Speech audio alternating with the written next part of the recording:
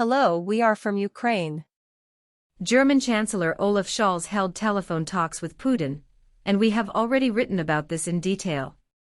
Here it should be recalled only that during the 1.5-hour negotiations, Scholz explained to Putin the algorithm of actions that can lead the Federation out of the impasse without catastrophic consequences associated with the defeat of Putin's army on the fronts of Ukraine. Moreover, according to Scholz, the question of who will be defeated in this war no longer exists, but after a complete defeat, the Federation will be in a position that it may not survive. For the second scenario, Putin should immediately withdraw all his troops from all of Ukraine, and then there will be room for negotiations. Otherwise, the same thing will happen, but in the execution of the armed forces, and the subject of negotiations will turn out to be absolutely meager. Strictly speaking, a change in rhetoric is important here, since earlier Putin himself rolled out his crazy conditions, and now conditions are imposed on him, and the very rude behavior of Putin when communicating with Western leaders simply loses its meaning. After all, until February of this year, it was always assumed that behind the rudeness and the greyhound of the rod there was a military force that he could use, and now this potential threat is no longer there. He used this military force, and the whole world saw what it was. The British press has always been full of pepper, but here it has released information so spicy that you should at least give it a shot. Thus, according to intelligence data, the famous shock tank army of the armed forces of the Federation, which was considered the most powerful unit of this format in the world, ceased to exist. A few months ago, the first tank army was talked about as something exemplary, equipped with the latest technology. And it is not surprising that this very army was precisely trained so that, in case of necessity, they would rush into Europe through the Suvakinsky, and then the Fulda corridor, with penetration into the very heart of Europe. I had to read the description of this army by Western experts, and they spared no effort to depict the power of this unit, and some did it with undisguised envy. If in general there were different opinions about Putin's army, in terms of the combat readiness of individual units, then everyone spoke of the first tank army as the ultimate force. And here she suffered the first, powerful blow near Kiev, from where she was taken battered to avoid complete collapse, and then, after being restocked with equipment and personnel, transferred to the Izium direction, from where the main blow in the entire Donbass campaign was to take place. We note that, as of the beginning of September, this was indeed the most equipped and staffed unit of the enemy's army. And the British claim that the first tank army no longer exists. It was completely destroyed and lost almost all of its equipment, part of which was burned, and part of which was transferred to the Ukrainian armed forces as trophies.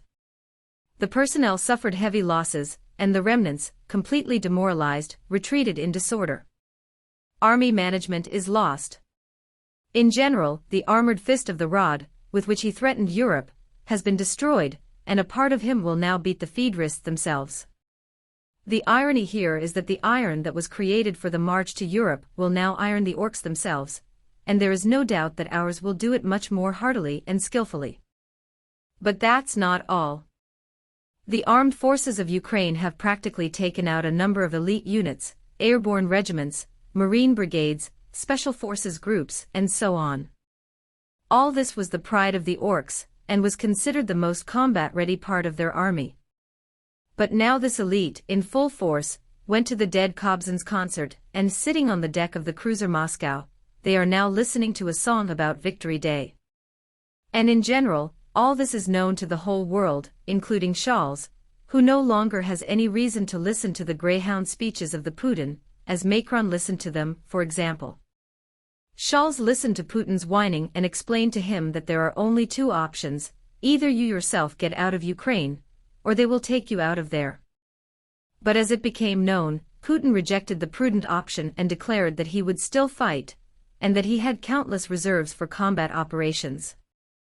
But what was taken seriously a year ago now looks like a joke, and the bald, frightened grandfather has already lost his macho look, and looks like a patient who is looking for a place where he can hide safely. And this whole picture suggests that Scholz initially did not even hope that even a grain of common sense remained there, since everyone who talked with Putin has long noted that the old man is inadequate, and therefore all this speech Scholz's goal was to show that the West can do without a severe catastrophe, which will end the war for the Federation, but but the choice still remains with Putin. Moreover, it was clear that these negotiations would then be presented to the press as something like, "We offered but he refused." And so it happened, and Scholz said the following to the press. "Unfortunately, I can't tell you that he now realized that starting this war was a mistake, and there are no signs that he now has a new look. I firmly believe that Russia must leave in order for peace in the region. There was a chance. We have to talk about it, and that's what I did." And here we must understand that Scholz did not play on his own behalf, but as a messenger of the collective West, and in this case, it was completely unimportant what exactly Putin would answer, since he personally had absolutely no choice. If he starts withdrawing troops from Ukraine, then someone else will finish it, and not only Putin himself will go under the knife, but also his official family, in particular, the billionaire daughters, as well as the bastard brood, along with the snickering Khabibs, Krivorukov and others. And everything.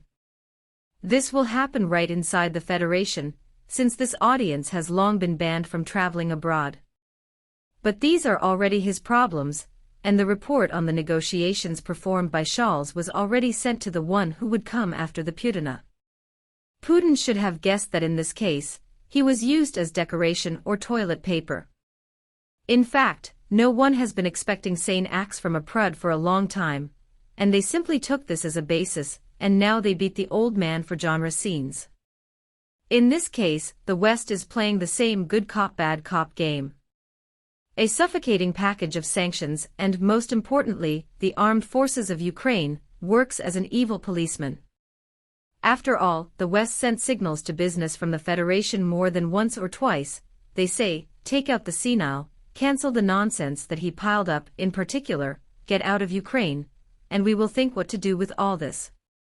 But as you know, no one came out of this, and now Scholz has introduced a certain variable into this process. He clearly said that the withdrawal of troops from all over Ukraine on their own gives one turn to events, and if the armed forces of Ukraine throw out the occupier, then the alignment will be different and tougher, since you yourself missed the soft option. It follows that if Putin does not want to remove his imperial nonsense on his own, you have the opportunity to remove him in any way and still fulfill these requirements. But one must understand that the window of opportunity is closing, and then the evil policeman, Grandpa Joe, will do what he promised already with the entire Federation, and will go down in history as the second Reagan. So Scholz played his part, and let Putin deal with his suitcase himself. This is his baggage. Thank you for watching. Glory to Ukraine. Glory to Ukrainian defenders.